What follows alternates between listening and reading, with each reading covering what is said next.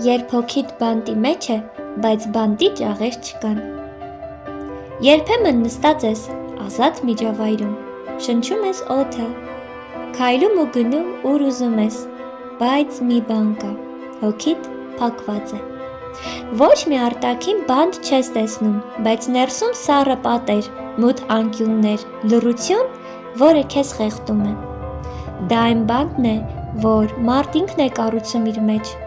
Դրանք ձևավորվում են սխալներից, ցավից, վիրավորանքից և տարբեր մեղքերից։ Դու փակվում ես քո ներսում մտածելով. ես արժանի չեմ ազատության, Աստված էլ ինձ մոռացել է։ Բայց լսիր, Տերը ինձ ուղարկեց քարոզելու գերիներին ազատություն։ Ղուկաս 4:18։ Քրիստոս չի վախենում քո բանտից։ Նա չի նայում ինչքան մութ է այնտեղ։ Նա չի նայում դու քանի տարի ես ապրում այդ հոգևոր կապանքների մեջ։ Նա նայում է մի բան. քո ներսում դեռ կա ցանկություն ազատ լինելու, թե ոչ։ Եթե կա, նա կգա, կխոսի,